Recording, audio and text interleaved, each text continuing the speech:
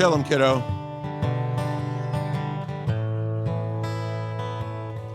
Can you see me?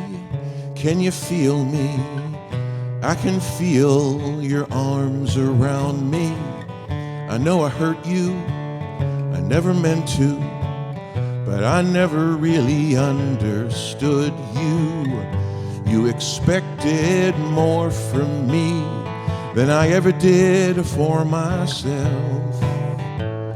I loved, hated, and feared you, but more than anything else, I loved you. A good man, a strong man, you butted in and you told me what to do. You loved me completely, and I always found a way to disappoint you. You hated my long hair, you thought my earring was for the birds. Your eyes always told the truth, even when you couldn't find the words.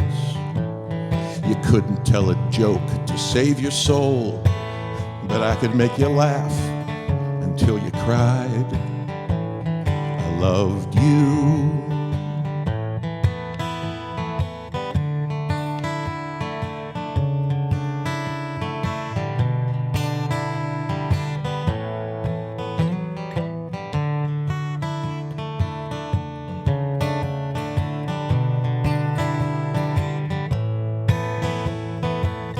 The world without you,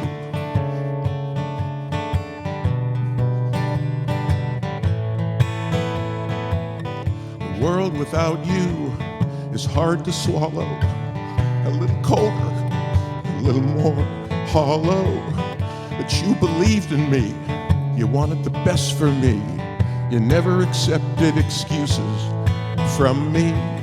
You taught me how to play baseball, drive a car and shave my face.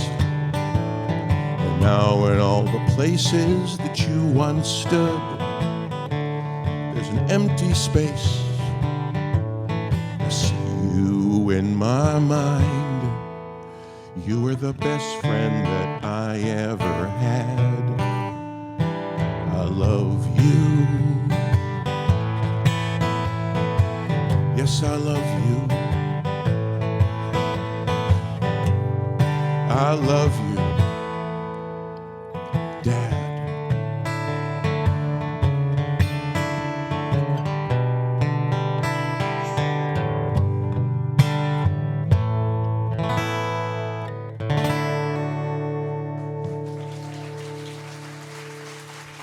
Thank you. Thank you. This morning, I'm inspired by the book, Spiritual Economics, The Principles and the Process of True Prosperity.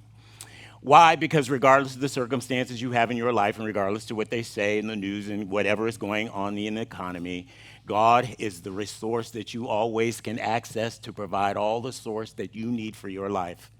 It transcends your circumstances. It transcends mine. All we have to do is to learn how to operate by the principle that brings abundance into our life.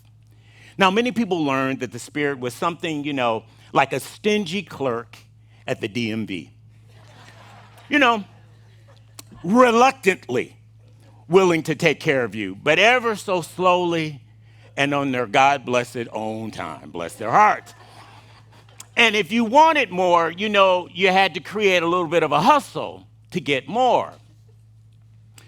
So I was taught, you pray to get what you need. And as I got older, that sounded like the Spirit was a little bit of a vending machine or ATM, trying to figure out how to get the item out of the machine.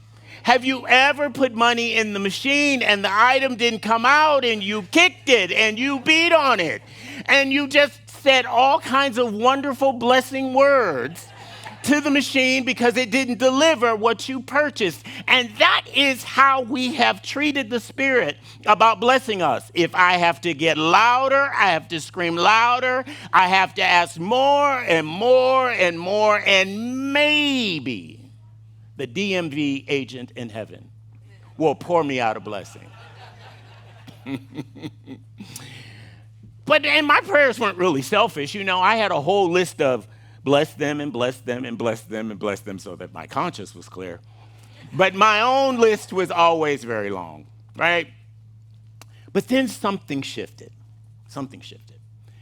I heard something in me say, why are you asking for what you already have? Just be thankful. And then I didn't have anything to say.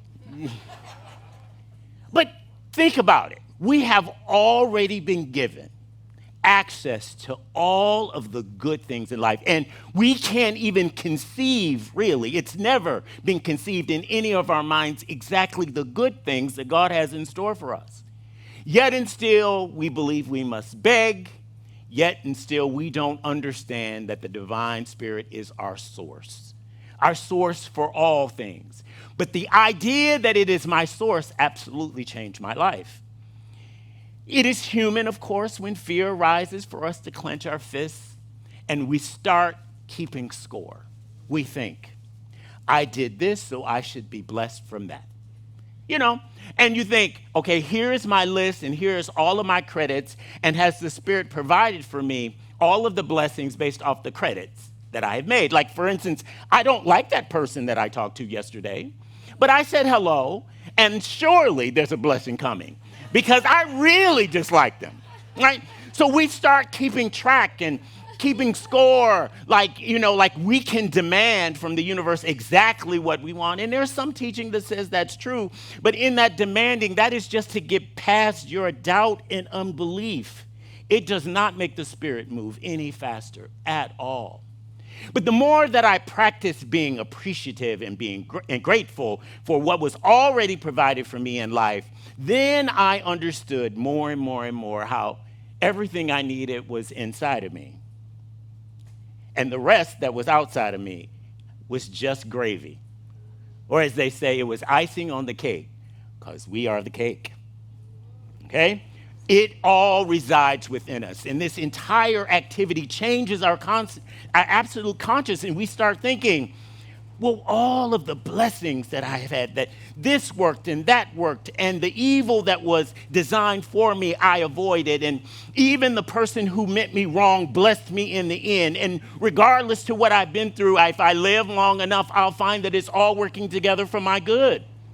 That's the source that we trust in, that we believe in. This divine spirit exists all around us as substance. It exists around us as this unformed thing that our ideas and our beliefs form, this unidentified substance into the manifestation in our life. It is like a fish that is swimming in the water, and the fish doesn't know it's in the water, but it's totally immersed in it. So are we. And the fish only knows that he's not in the water when he's outside of the water. And he knows he just wants to get back to where he was before, in the presence of his absolute existence. And this is what's true for us. We exist, we live and move and have our very being in the divine. And yet, problems must present themselves in life for us to recognize that we are already swimming in the divine flow. And it's this eternal creative spirit that is the substance of all life. So everything around you that you're immersed in is there to be created by your belief into what you need to manifest in your life. You get to create what you want in your life. Faith is just the agent to get you there. It transforms the substance that is around us through our belief into manifesting in our life. And just as our minds have to focus on something, let your prayers focus on something as well. Because when you're not specific when you pray, how do you know to be thankful when it shows up? How do you know? And you might miss your blessing if you're not recognizing what you want to manifest in your life.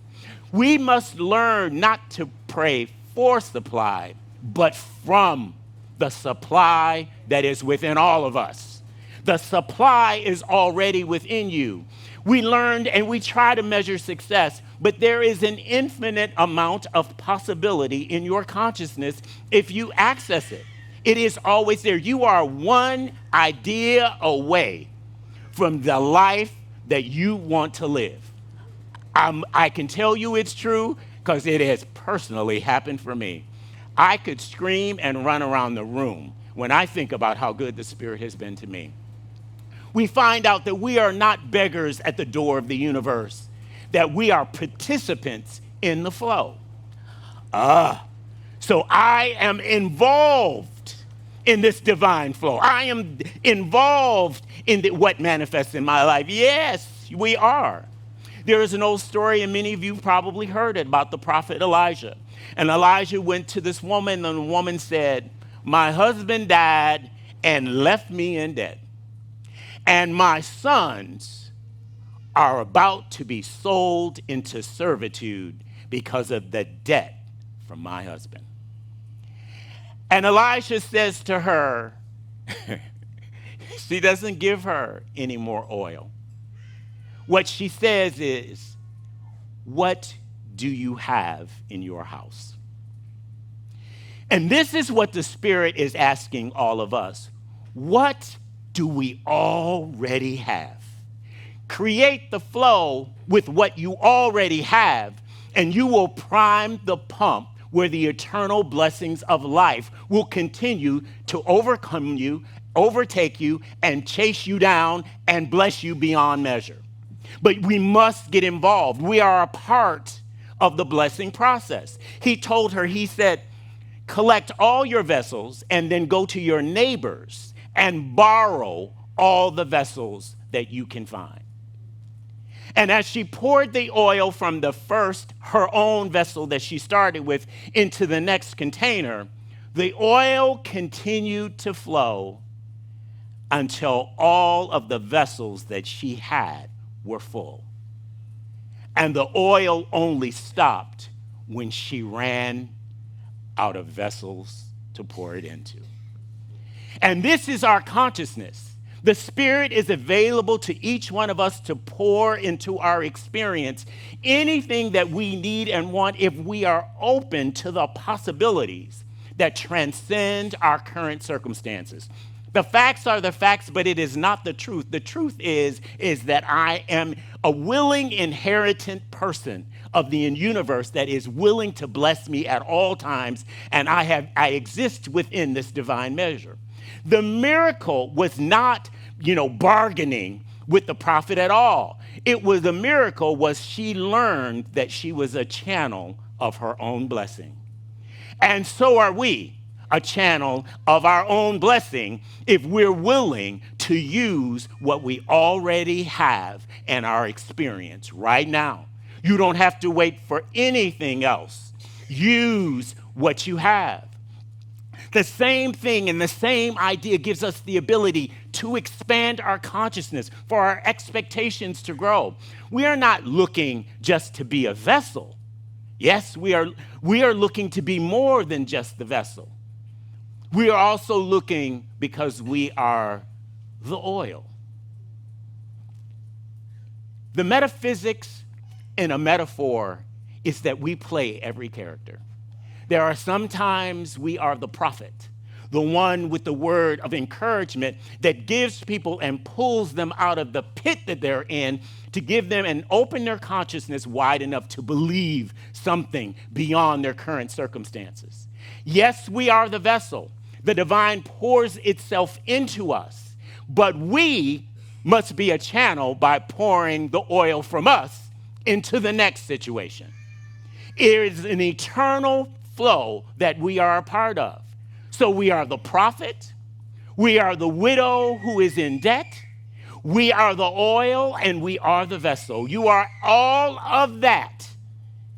But the only way you get it to flow is you must move the oil from one place to the next, trusting that it will be replenished when you need it to be. It's all a measure of faith.